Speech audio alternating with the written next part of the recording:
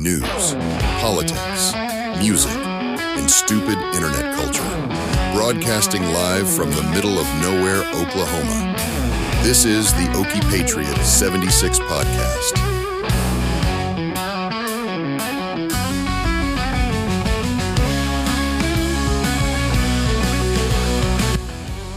All right, folks, what is going on, guys? Welcome back to another episode of the podcast.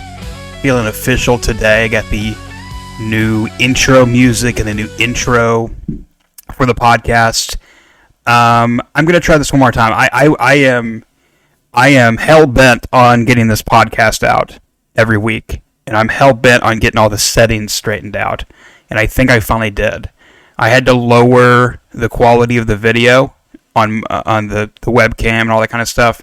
My computer can't handle what I had it set at, and it's still not where I want it, but I think it's great. I'm just going to go with it. But yesterday, Friday, the 2nd of August, I recorded a podcast, and everything was great. It was a great episode, dude. And this is the most frustrating thing about this whole thing is like it was a great episode. I was in a good mood. Like I woke up today with a headache. I took some medicine earlier to drink some coffee and all that kind of stuff. Ate some good food, try to get rid of the headache, and I'm feeling better. But yesterday I was in a better mood. It was a great episode, and I don't want to go through. I'm going to go through the episode again because I have some things added, some things that happened overnight, but it's just frustrating. So I had a couple hours yesterday, and I talked about some things that happened. The Rittenhouse thing I'm going to talk about again, and there's some updates to that. I'm kind of glad this happened because it was right whenever I was recording it, like right when I got done and I uploaded everything, I looked at my phone and looked on Twitter, and he came out and apologized, or like he came out and said he's going to support Trump again. And I was like, well, I'm just going to add a note at the bottom of the podcast, like add a pinned comment to YouTube.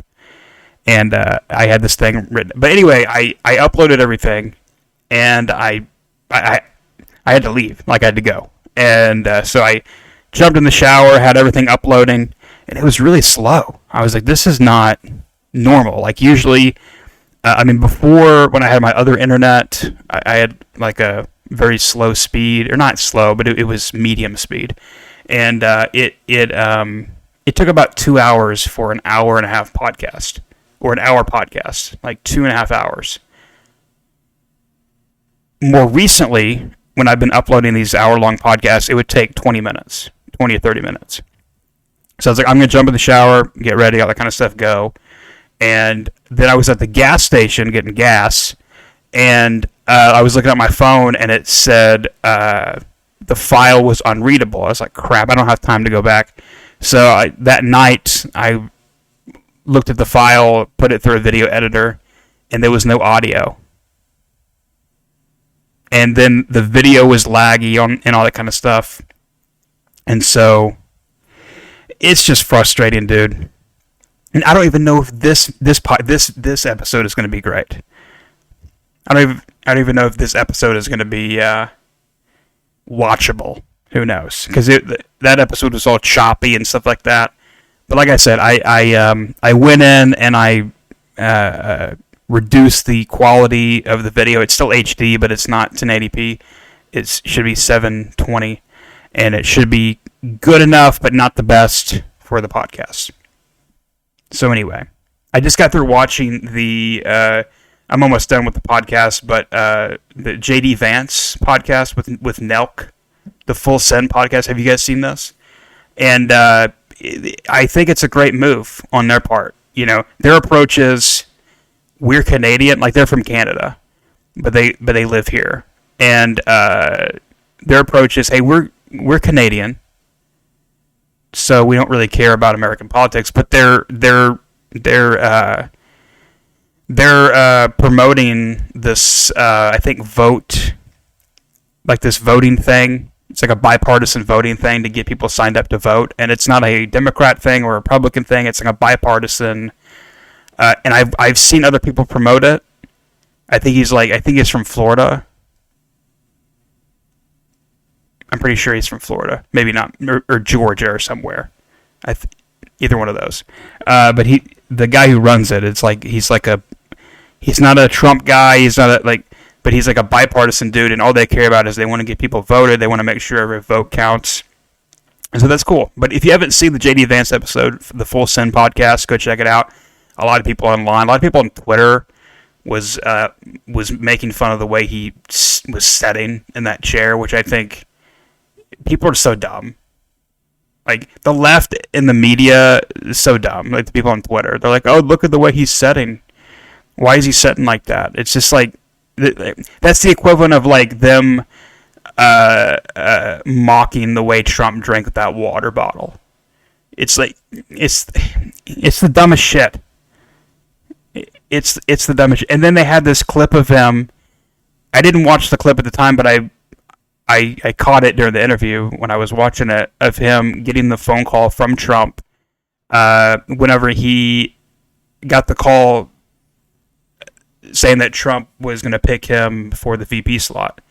And his son was trying to talk to him at the same time while he was on the phone, trying to show him like his Pokemon card or something like that.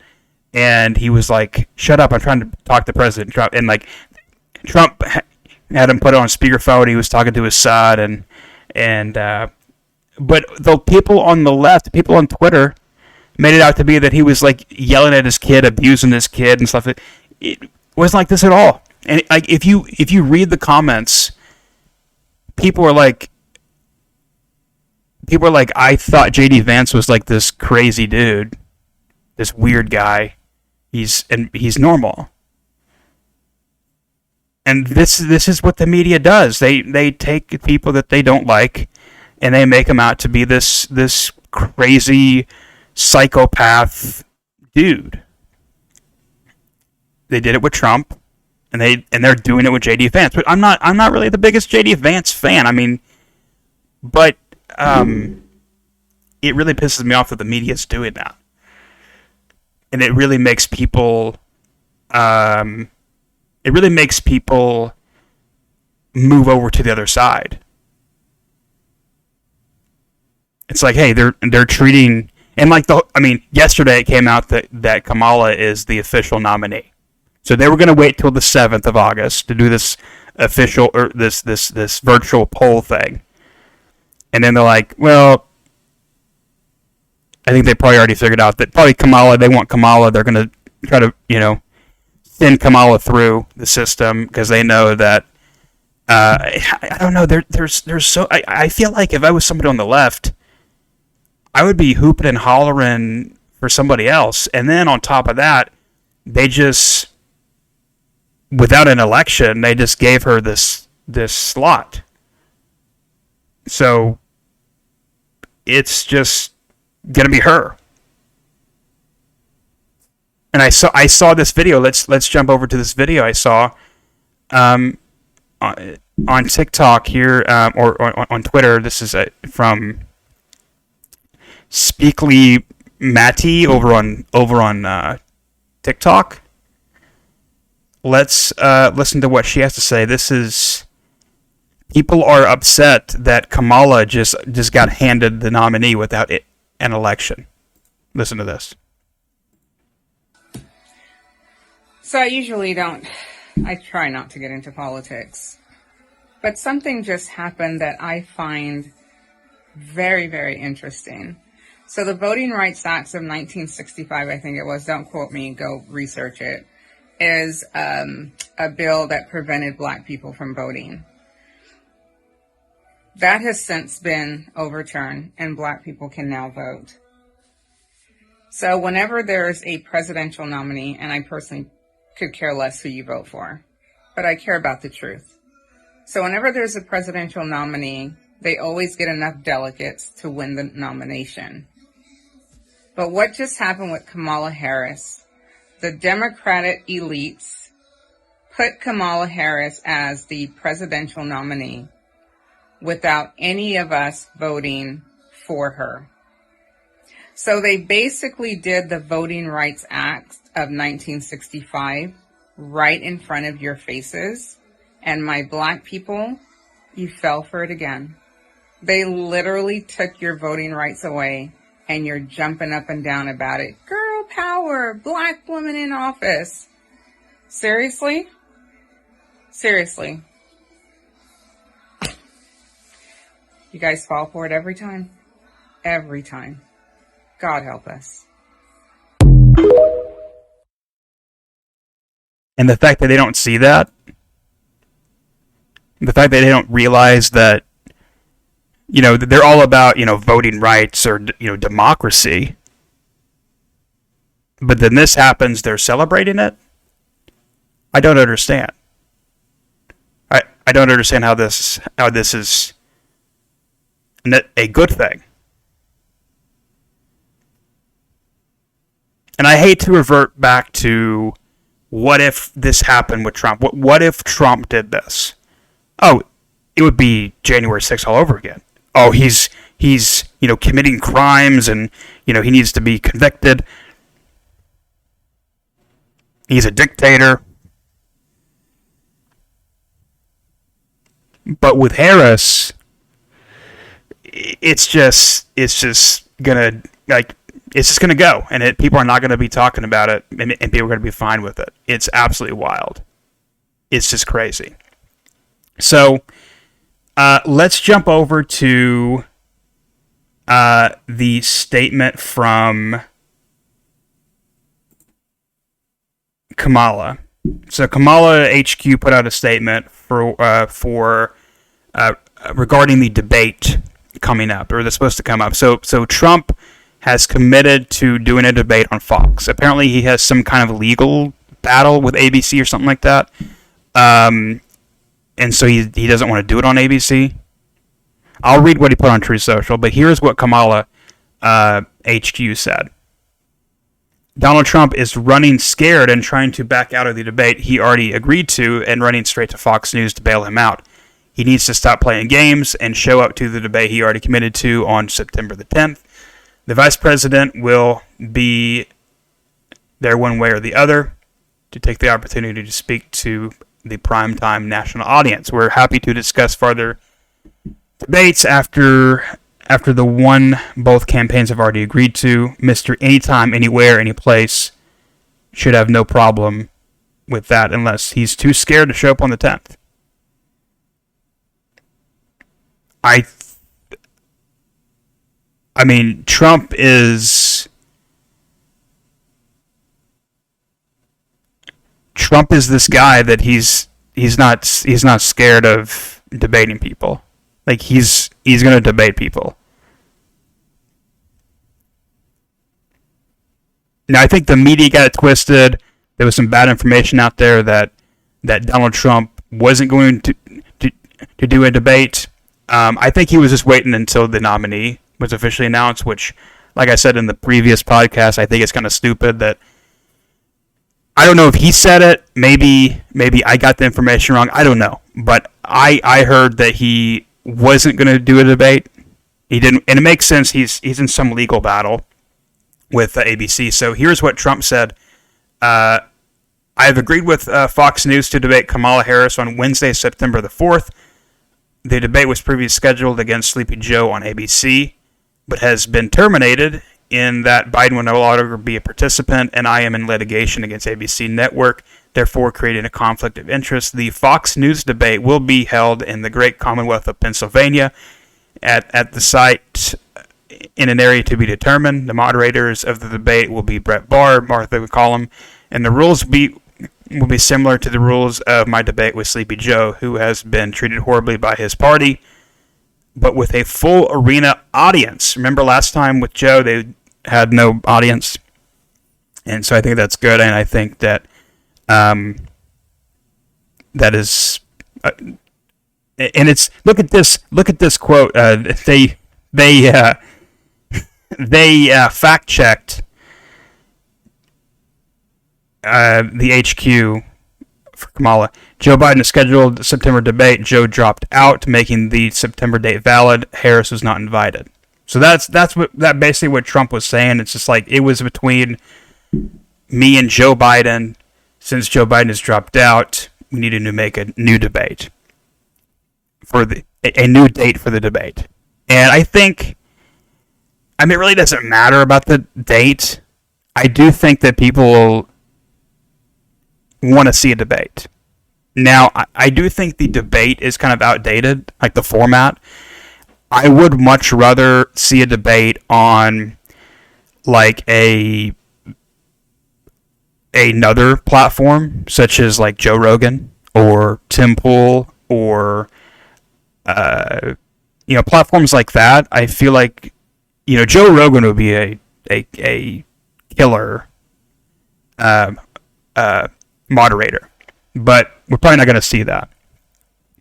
You have Trump is a coward trending over on Twitter, as well as Chicken Mala Harris, basically calling Harris a chicken. So you have the left doing the right back and forth. They're going back and forth and calling their candidate, or the opposite of the candidate, a chicken, basically. But here is what the left is posting. Here's Donald Trump in a chicken suit. And then you have the right posting that clip from the SNL of like the chicken. Have you seen the chicken? Let me see if I can find the.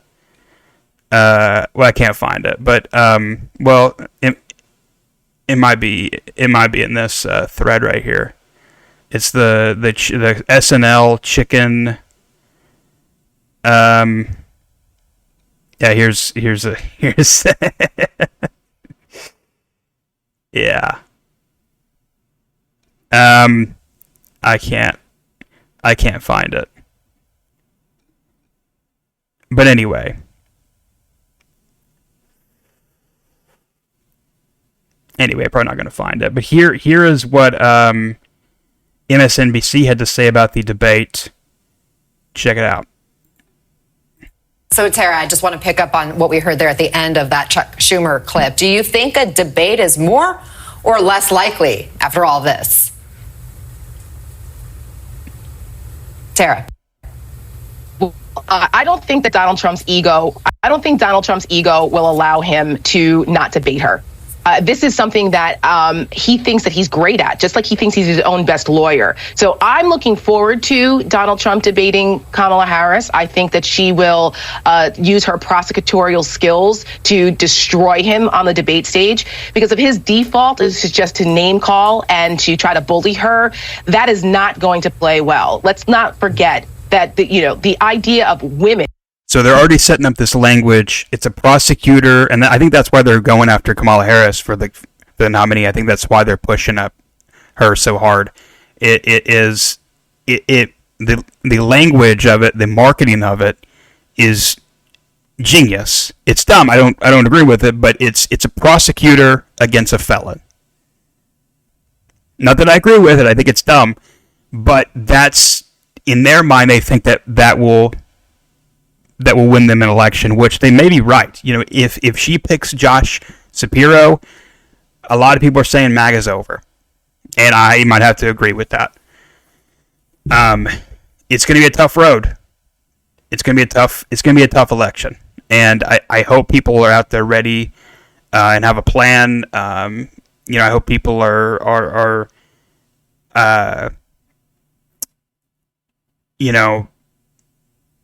begging people in your circle to go vote with you.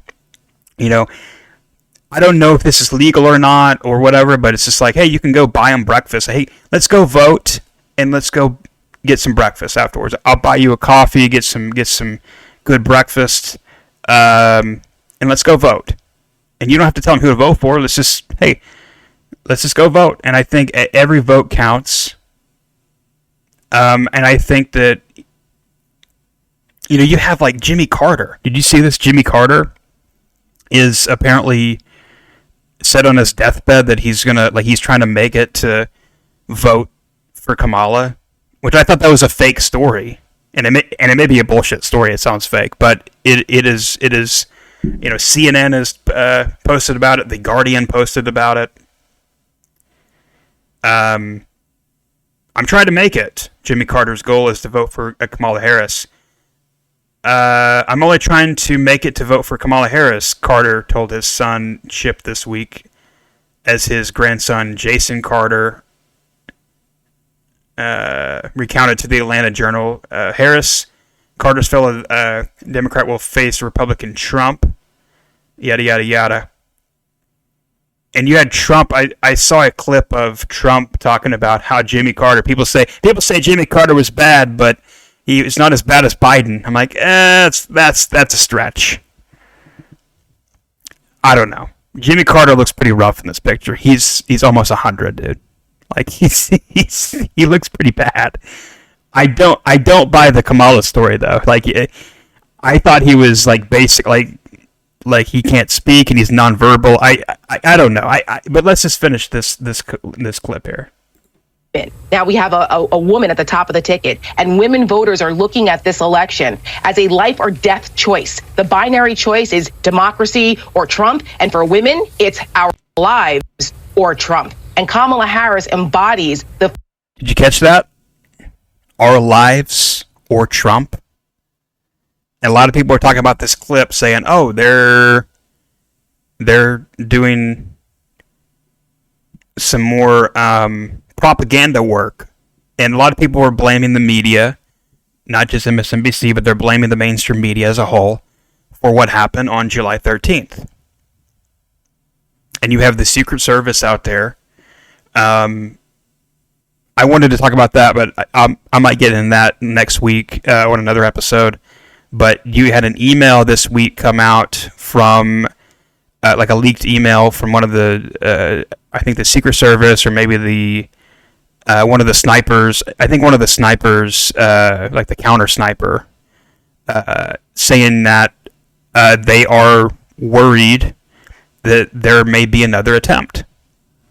And so, and I respect Trump. He's going to go back to Butler, PA soon, and he's going to have it at the same place there. And I just don't have a good feeling about it. I hope that nothing happens. I pray that nothing happens, but I just, that kind of stuff scares me. That kind of stuff, and if I was Trump, I'd be looking, and I hope he's looking for other options when it comes to security, but you got to find something other than the Secret Service. The Secret Service, obviously, some sketchy shit going on, and he did a press conference the other day. He did a press conference, one of the Director Rowe or whatever it is, whatever his name is, and he said no one has been fired that was involved. No one has been fired except the woman, the what's her name, the Cheeto lady. No one's been fired, and it's just like there's the story keeps on changing. I don't know, but this clip from MSNBC, they're saying that Kamala's going to go in there and crush it against Trump. You can't be serious. Future of this country embodies freedom in this country now. And Donald Trump and MAGA embody regression and trying to turn things back. And by his behavior, acting like this, continuing to act like this only reinforces that choice, particularly for women in battleground states. So do I think he's going to debate her? I don't think his campaign wants her to debate him, or for him to debate her, but I don't think his ego is going to allow him to be called a coward that he is if he were not to do it. I don't think Trump really cares about the debate. I think people want to see it, but I think people already have in their mind who they're going to vote for. And the fact that they pulled this stunt of, we're just going to install a candidate and just put in place this candidate without an election, just like this woman over here was pissed that they did that. And I don't know her politics. I don't know if she's a MAGA person. I have no idea who this woman is. But people are waking up to the fact that this is not good, which it's a good thing. It's a good thing. Hopefully, Trump brings over some new people. Here's a woman. Apparently, there is a campaign going around that they are paying influencers to promote Kamala Harris for $150, and this happened during COVID. Remember this? This happened during COVID. They were paying people to promote the vaccine, and they were also paying people to snitch on their neighbors when it comes to COVID. While everybody was struggling, people were without a job, and people were without income. They were paying people to snitch on their neighbors and paying people to promote the vaccine, their vaccine propaganda. So here's this woman pissed off that they're doing that. This video goes out to Kamala Harris. What's up, Prez? Apparently, I don't know if you really understand the logistics of what you're doing, but you are spreading hate. You're spreading hate, and it's not fair. We have the right to vote for whoever the fuck we want to vote for, Prez. That is our God-given right.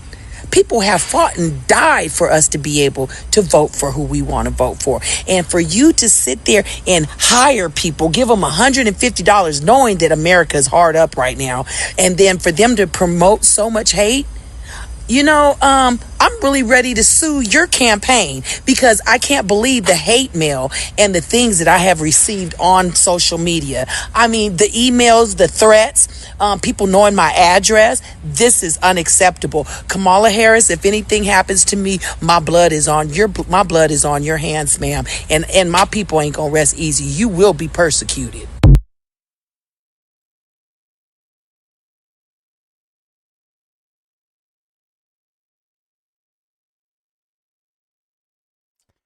It's a sad situation. It's a sad situation. But I think people are waking up to the fact that this is a no-go, and I hope Trump wins. I really do, and I've been vocal about my criticisms of Trump in the past, and I think that it's fair and it's legit and it's honest. I always try to be fair when it comes to Trump. And with the next story here, let's just get right into it. This is a little bit old news here, but I still want to talk about it. Yesterday, I saw a lot of people freak out over this Kyle Rittenhouse thing, and I lost some respect for some people because they went after this guy for what? Calling him a traitor, calling him, a sellout. Maybe he is, but he's still he's 20-something, 21. His life got thrown into this political world, and all he wants to do, his values right now, is the Second Amendment, and that's all he cares about, and that's cool. I mean, he's a part of the Texas Rifle Association, whatever it is, and you had people like Chad Prather pulling out of that event, and now that he's back in good graces with the MAGA crowd, I've heard nothing but crickets from people like Chad Prather or anybody who has went after. I mean, that tweet, I lost some respect for Chad. I'm sorry. I mean, dude, you don't go after people like this in your own because and all this is they're trying to virtue signal to the MAGA base to cover their own ass. So they can be invited to Mar-a-Lago, they can be invited and have some steak dinners, and they can be invited to Trump, and they're in good graces with Trump. So they throw people like this under the bus. And people are like, well, the only reason why he came back and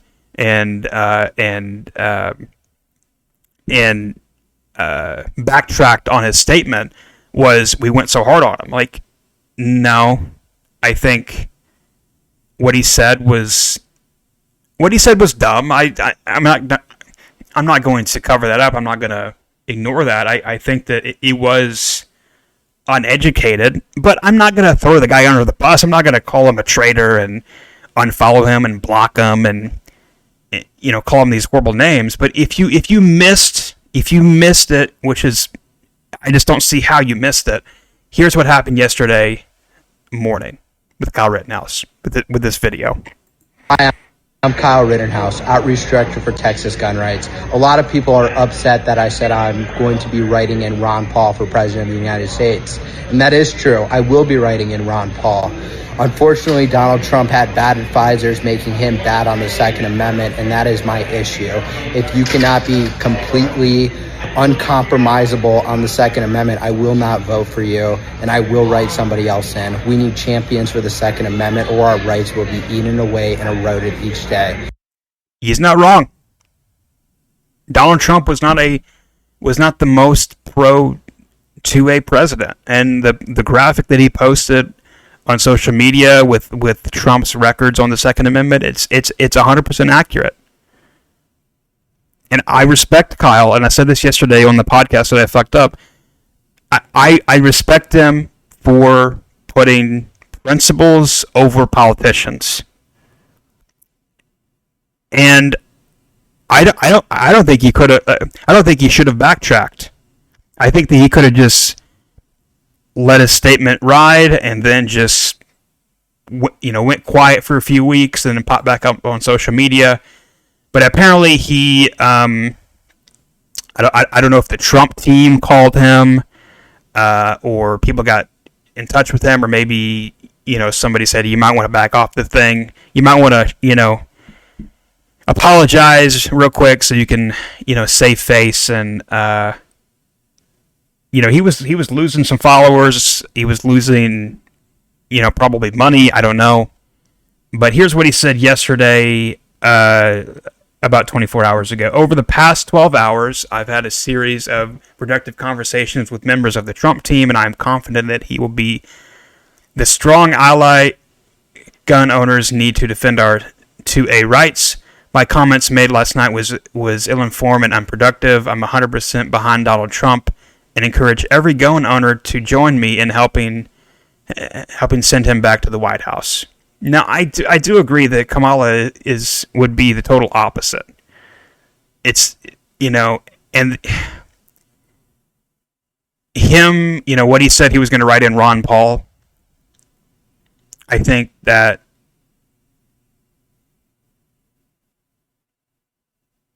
Ron Paul is great, but it's not going to do anything, and it's not going to help anybody. It'd just be like me writing in DeSantis. It's not going to help anybody.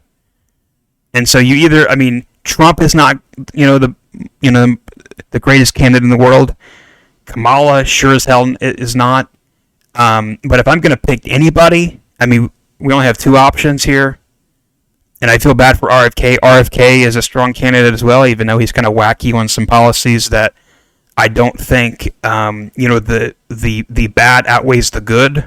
When it comes to him, there's a lot more bad with him than good, but I respect him a lot, and I wish him the best of luck, and I think he's a good dude. But there's only two options, and for right now, Trump is the pick. And I hope that this time around, Trump surrounds himself with good, solid people, because last time that sure didn't happen. And that's why he got some bad information when it comes to some of the things that he did whenever he was president, including the Second Amendment. But if I was Kyle, I wouldn't have backtracked. I would have said my piece and move on. But I understand that you kind of, sometimes you kind of like have to save face and kind of have to say, okay, I was wrong here. I do understand MAGA's criticism on this. Like, MAGA helped him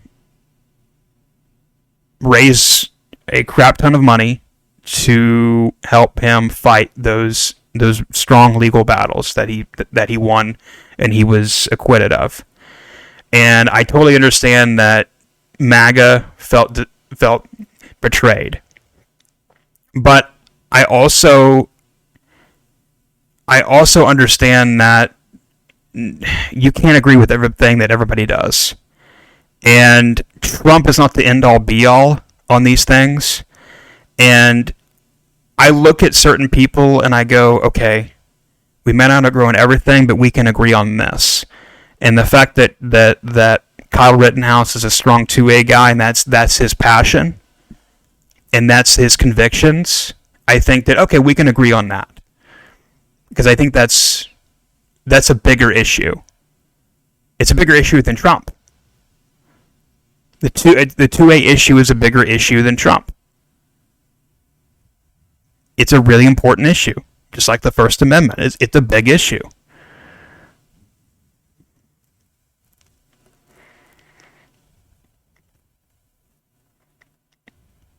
But I don't know. I think that people overreacted to this. Over what? They threw him under the bus. You had Cat Turd here. I was harder on you than anyone, but I can't hold a grudge with when a man apologizes. Just remembered when it was political poison to take your side. Trump and MAGA was there for your lowest point. Was Trump? Did Trump help him at all with his legal bills, or?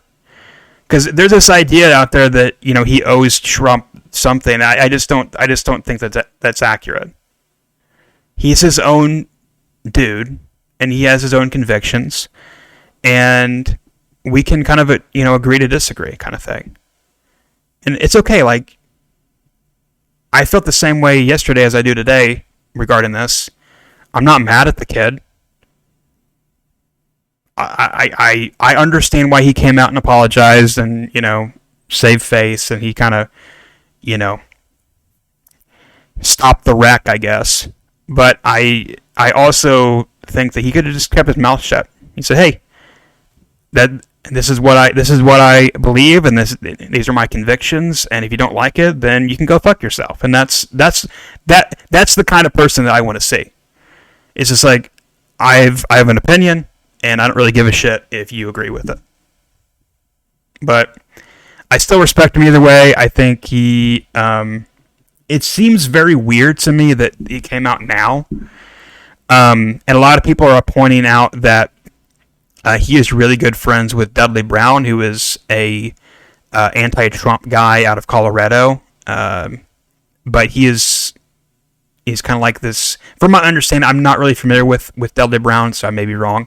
But from my understanding, he's this never Trumper dude from Colorado, who's like a gun group, and he helped Kyle with his legal bills early on. And so there was some people speculating online that Dudley has been deeply influential in Kyle's life, and he was the one that posted that video. Now, if you go to Dudley Brown's Twitter, it's gone, that video. That, like, the original video that people found it from, like this video right here, he posted, but it's gone now. And a lot of people were saying that Dudley was using Kyle to influence people not to vote for Trump. But what I don't get is that Dudley is not a fan of Kamala either. Like, if you go to his Twitter, he's against Kamala. Like, so I don't really know what this is about. There's something off here at the end of the day when I look at the bigger picture. There's something weird about this deal. I think that maybe he wanted to be back in the spotlight. I don't know. It's just weird.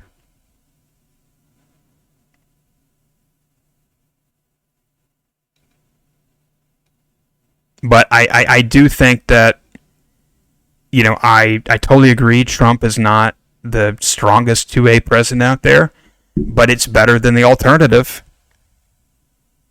Laughy pants and, shits and giggles. That's what I call Joe Biden and Kamala, shits and giggles.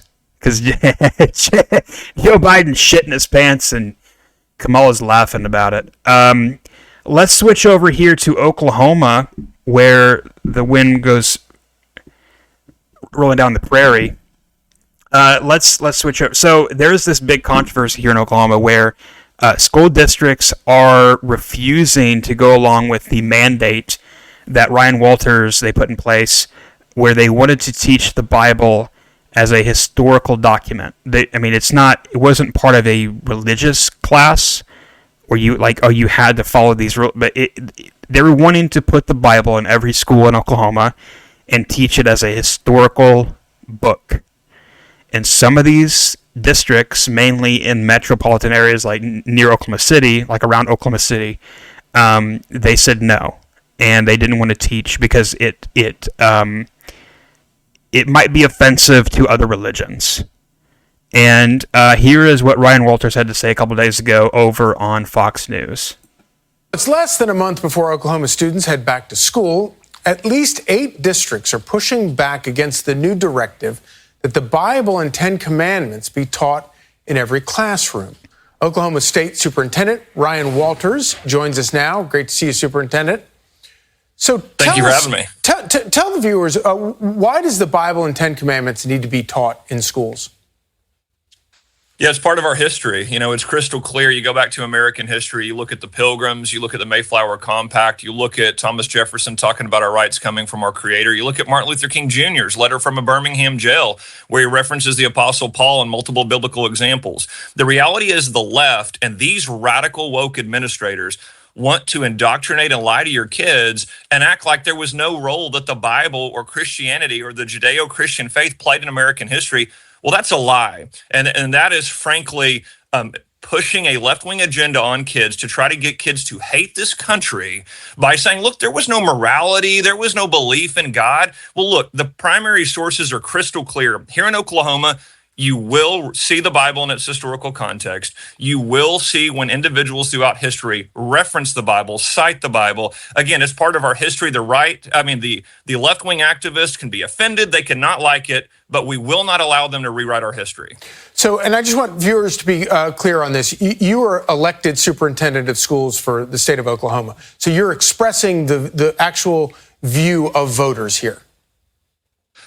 Oh, I've heard this from parents all over the state. When I ran 3 years ago, they were crystal clear. Why in the world are we not teaching our kids that our rights came from God? Why in the world are we not referencing all these unbelievable moments in American history where the Bible was cited? It is absolutely part of our history. What you hear me advocating for are what the people of Oklahoma have demanded. They want their kids to know about American exceptionalism. They want our kids to know about our incredible history here in the United States of America. And we know, as President Trump has said so well, to make America great again, our kids have to understand the history of this country and what made it great in the first place. And we won't allow the ACLU and the teachers unions to attack our schools and say, no reference to God, no reference to the Bible, even when it was one of the most cited books in American history. So what do you have to do in the next couple of weeks to get this done? Well, first of all, I'm going to tell these woke administrators, if they're going to break the law and not teach it, they can go to California, because here's the reality. Here in Oklahoma schools, we're going to make sure that history is taught. So right now what we're doing is making sure teachers have resources in order to teach these concepts that the left has pushed out of our schools. We're making sure that the guidelines were given out last week to make sure every individual... You know, I understand the argument. We need to keep the church and schools separate, but at a certain point, I think we have to get back to some kind of moral ground, some kind of agreement of like, we need to teach kids some kind of moral code, and I don't think that's being taught. But what is being taught is, you know, there's books and all over the country where, like about 2 dudes blowing each other, and that's been a major issue over the past couple years of these disgusting books in elementary schools. Or they're teaching gender theory, or they're having drag queen reading hour. If that can be allowed to be going on in the schools, which it's not here in Oklahoma, the books are a problem. I think it's still a problem, but I think it's getting better. I don't agree with Ryan on everything. I think that him using libs of TikTok is a little bit cringe as his little helper or whatever. But I think that's dumb. But anyway, it is what it is. I do think that he's doing some good out there in the schools, and him putting the Bible into the system. And if people don't like it, then, like you say, go to California and teach. Go to another state, and this might piss some people off and make people leave Oklahoma, and I'm not necessarily mad at that. I think here in Oklahoma, we need to keep Oklahoma. And for this election, I mean, there are some blue parts of Oklahoma. There's, over the past, since 2020, people have moved here from other places. Now, the people that I have come in contact with, there's a guy that I work with, he's from Seattle, and he is different. He was raised differently, culturally, but his family moved down here because of the COVID lockdowns. And they're like, we couldn't take it anymore. It was brutal. Now, he didn't live, I don't think he lived in Seattle. He lived in like a little town like in Washington near Seattle, but I can't remember the town. But then there's other people that have moved here from California that I've met that live here, and they're cool. They're Trump people. They're more conservative than I am, probably. Maybe not, but they're definitely on fire for Trump, and they're really excited to be here. They're really thankful to be here. They're really happy and excited to be in a place where their values are represented, and it's awesome. It's kind of refreshing. So I've met a couple people from other places at like blue areas, but I live in the middle of nowhere. So in the up near Oklahoma City and Tulsa, that's where you'll find these people that are moving here. That maybe they're moving here for jobs, or moving here for lower cost of living, and those are the people. Those are the areas I would imagine that you're going to find the people that they moved here and they brought their politics with them, and they're going to vote just like they did in California. And that's kind of my fear. I think Trump obviously is going to win Oklahoma 100%. I think it, but I think that there is a challenge with Oklahoma. There's people moving here from all over the country, and in the rural areas you're going to find the Trump people, but in the cities, Tulsa and Oklahoma City, and these major cities, you're going to find more blue. And so that is a concern. But hopefully stuff like this will keep people from moving here. And it's not that I want people to move, is I want people to understand that this is Oklahoma and we're not going to change. And I totally respect Ryan for doing this. I really do. And I think it's a good thing. And people say, well, it's a separation of church and state. Well, at a certain point you have to fight like the left is fighting. They put gender shit in the schools. They put, like a book about two gay dudes blowing each other, and like they did that. They put that into the system. So I think you gotta, at a certain point, fight fire with fire, and I think this is a good thing. I like it. Anyway, I want to start a new segment on the show called This Week in Cringe. And talking about J.D. Vance earlier, there was a clip of J.D. Vance went viral recently of he was saying that if you don't vote for Trump, you're a childish cat lady. And so people on social media went wild over that. And that probably wasn't the best thing to say. Maybe that was taken out of context. I haven't actually watched the full video, but I knew it was probably taken out of context, or he probably meant it in kind of a half-joking way. He wasn't actually serious about that, but people took that statement and ran with it.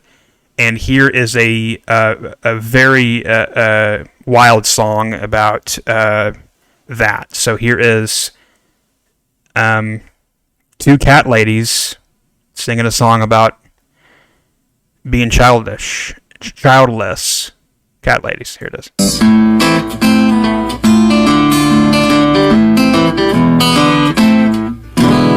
Childless cat ladies creeping around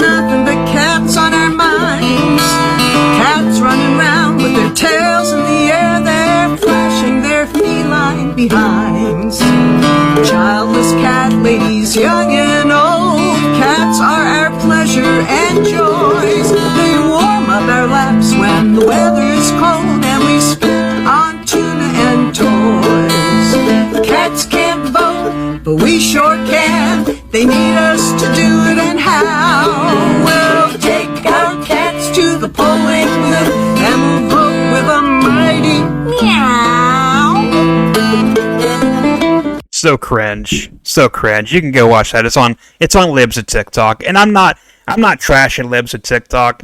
I think she puts out some good content, and she's doing good things. I just don't think. I mean, she doesn't live in Oklahoma, so I just think it's kind of weird that it's kind of strange that she's involved in Oklahoma politics. I just think that's weird. But I like what she's doing. I think it's great. It's fantastic.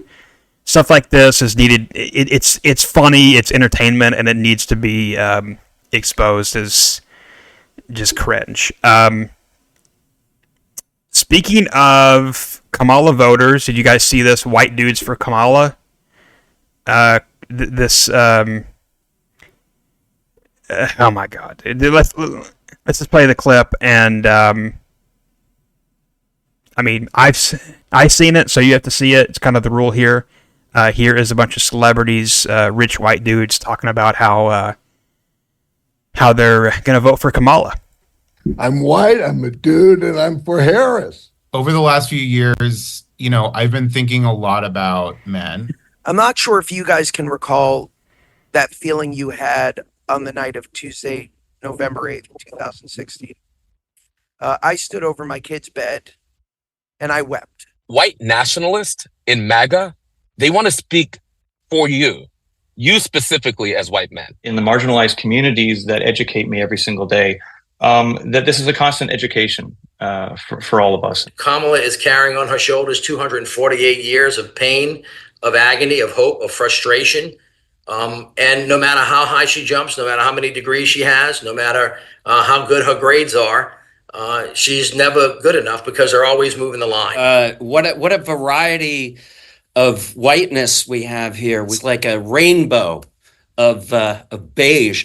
But man, I am scared to death of what the future could look like if we go back to another Trump administration, one that truly left working construction white men behind. You've seen it with congressional leaders who have called Vice President Harris a DEI candidate.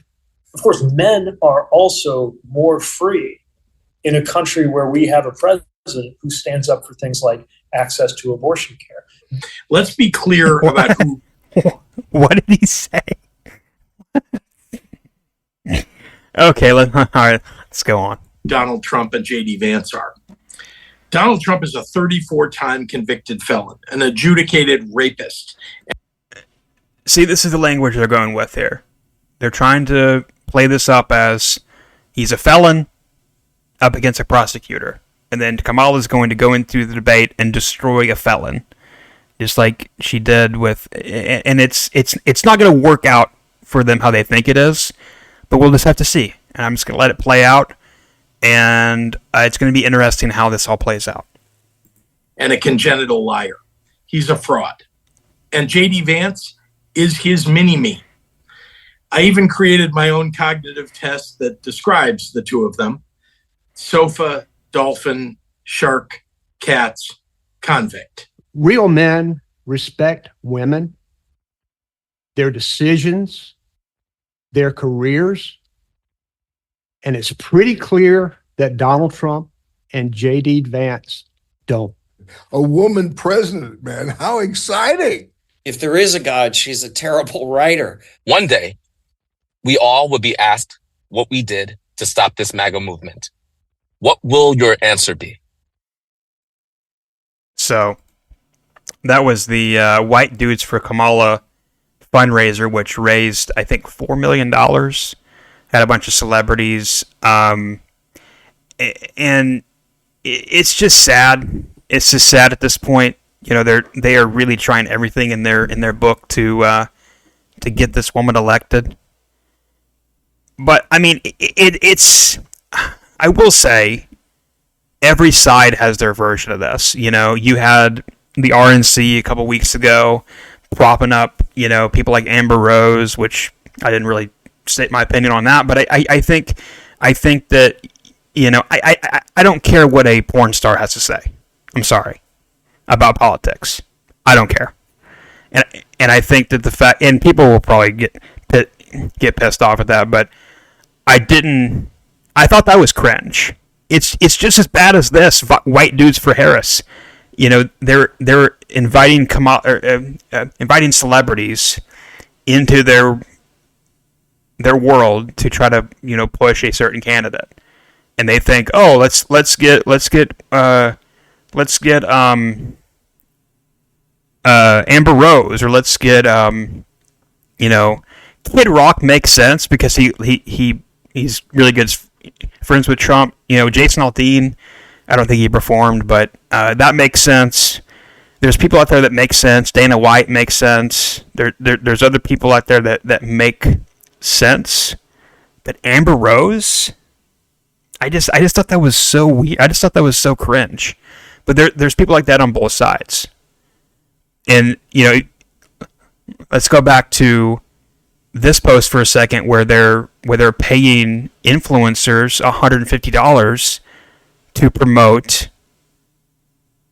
the Harris campaign. If you don't think that these celebrities are not getting a kickback, then you're wrong.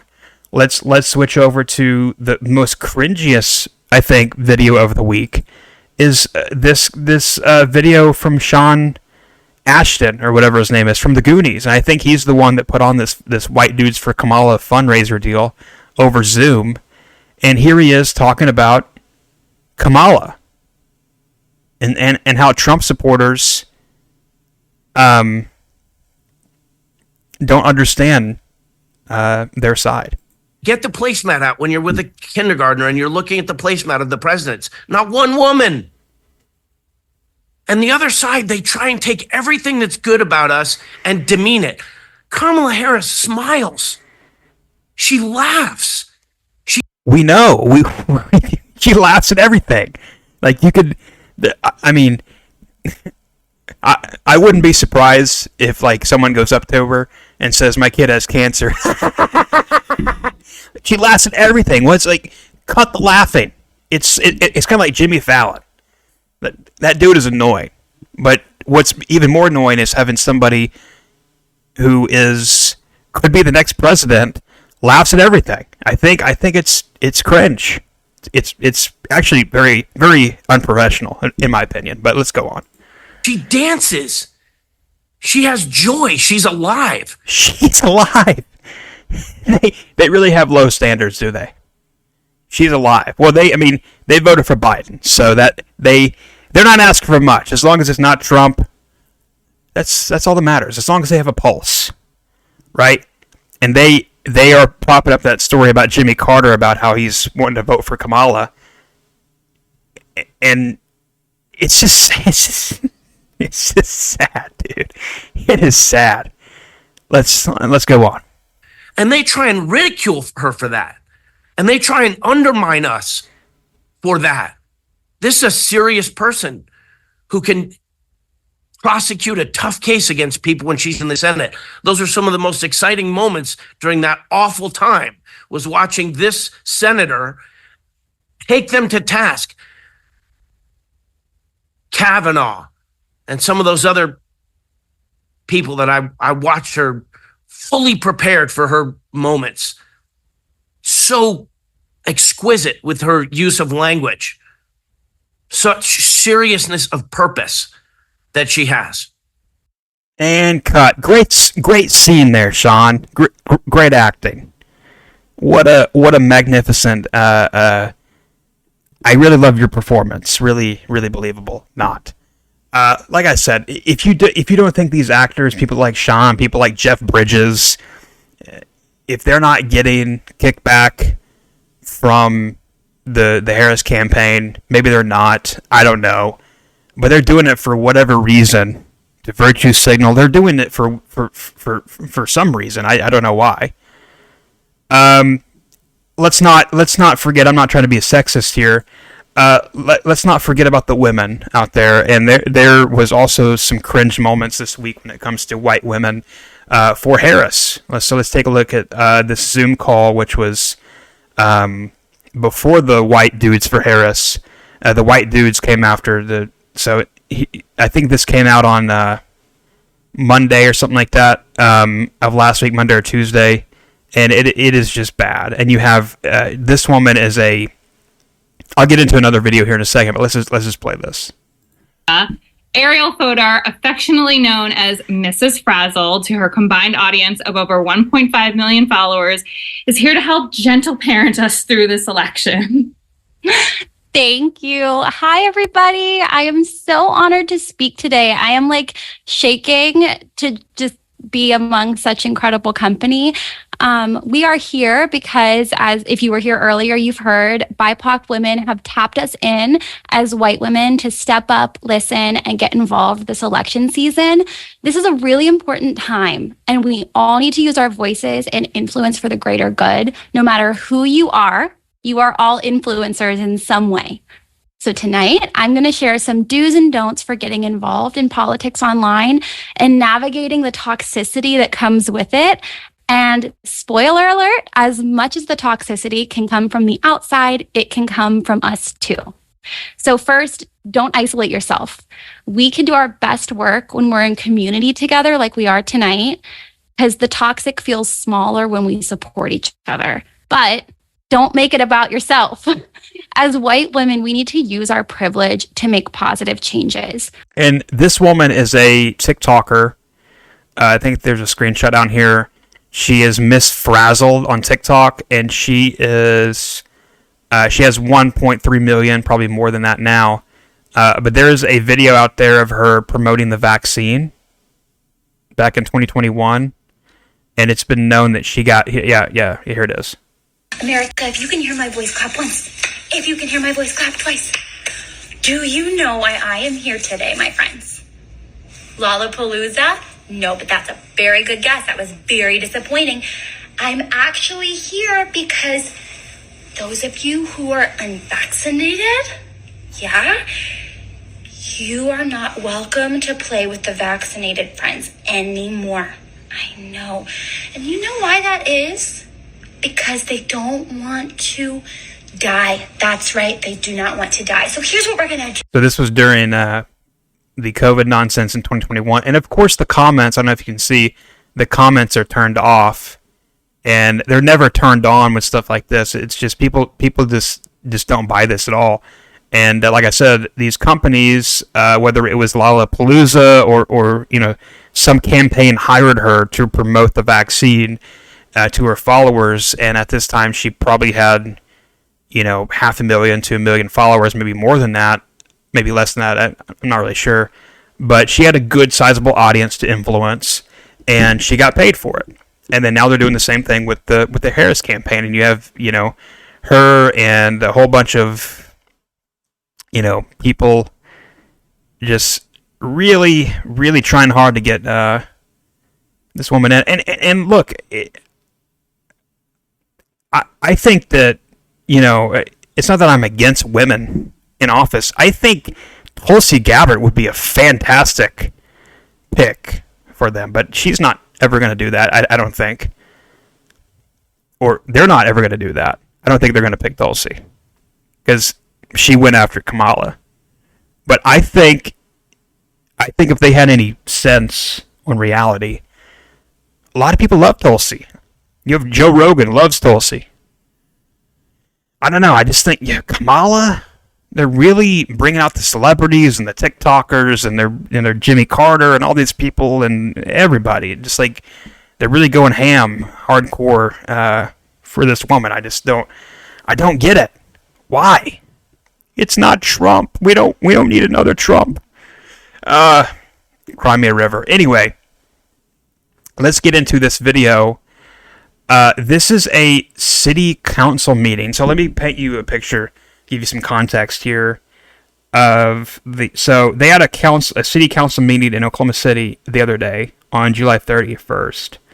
The Oklahoma City Council tabled a resolution calling for a ceasefire in Gaza.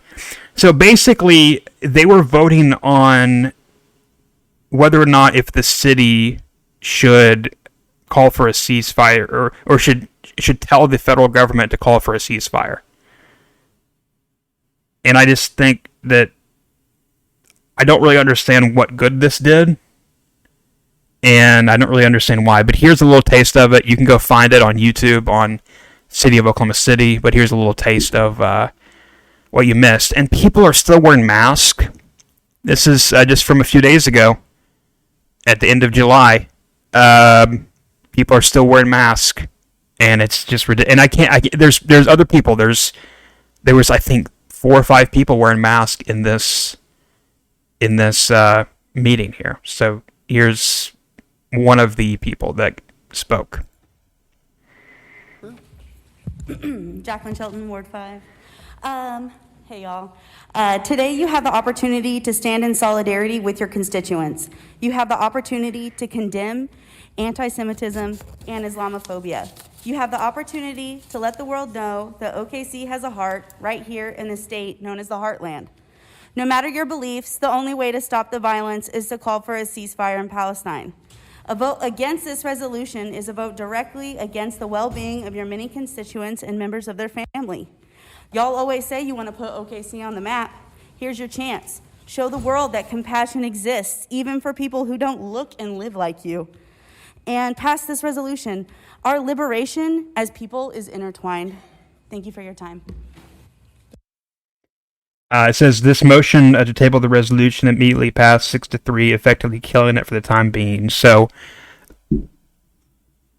look, do I think that there should be no war out there? Absolutely. We should stop funding the war. We should stop, sending money to other countries. We should stop doing all of that shit.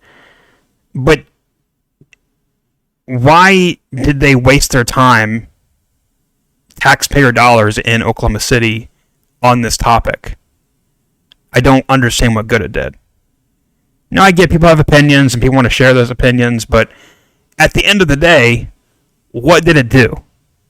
It's kind of like, wearing a mask or saying you need to get a vaccine or whatever. It's virtue signaling. I don't know. It just seems cringe, and that's why I put it in this week's cringe of the week. I just think it's cringe. I watched this whole thing. People had some good points. I totally respect what they're doing.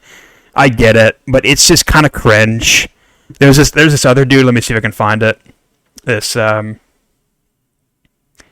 this guy.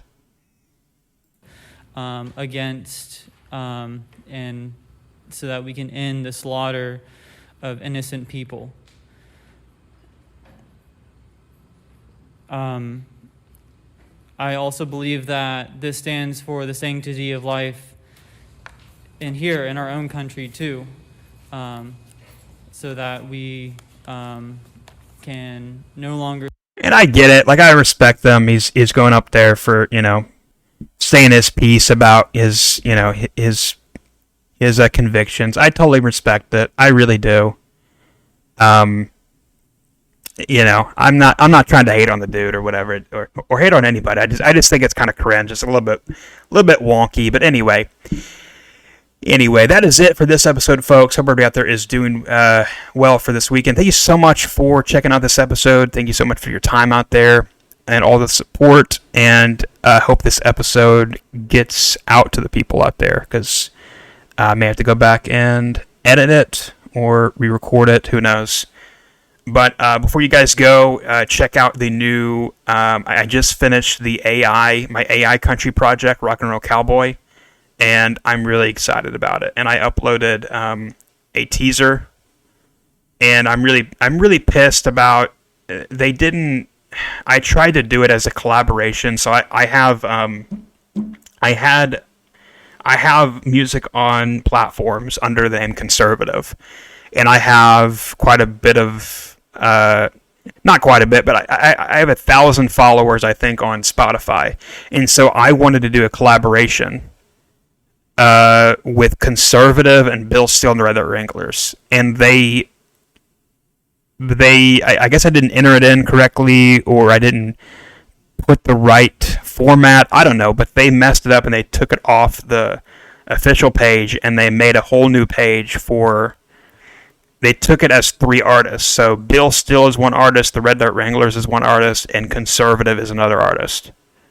And so I tried to email them yesterday and they still haven't responded back. So gonna have to get that fixed. But I have this album that is really good. It's AI, obviously, but I basically took one idea and I put it into the system multiple times to try to get a good song, and I think I finally got the best possible AI project I think that I've heard. And I took the songs that I got from the software and I ran it through a DAW system and like a audio editing music production thing, and mixed it and mastered it and all that kind of stuff and made it sound better. So that's coming out very, very soon. But if you go on Spotify or all the platforms, there is 6 songs. Just go to artist name Conservative if you're on Spotify or Apple Music, and it's there. And there's a song on there called From Pee Pads to Knee Pads. So I had a song on there called Send Joe Home, and then Joe dropped out, and so I had to pull down the album that I put up and redo everything, and I added about 10 songs, I think. 7, 8, 9. I can't even remember at this point. It's been crazy, but I started on it at the end of June, and I got finished with it the other day, and so I'm listening to it and processing everything and making sure I want to do this, and I'm going to upload it sometime next week, and it's going to be out in a few weeks after that. So if I send it to be live now, then there's a lag and there's a delay and everything. So from upload time to store time, it's going to have to be a minimum of 2 weeks. So, but anyway, if you haven't checked out the Bill Still stuff, I have 2 albums out everywhere. You can go check it out.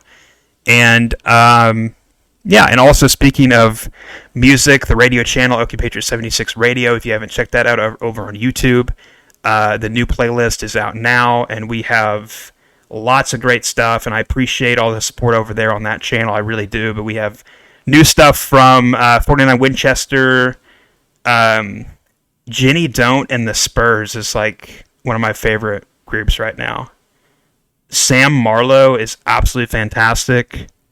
You have Shayna Gee, which is one of my favorite. She's like a cross between has that Janis Joplin feel to her. It's so good. But there's so many great songs out today, or out this week, and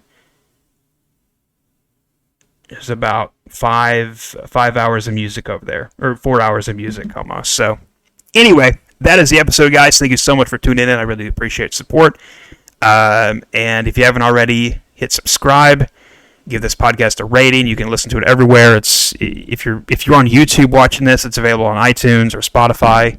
And I'm going to upload this podcast to Rumble if everything works. So we'll just have to see. Anyway, thank you so much. Have a great weekend, and keep on trucking.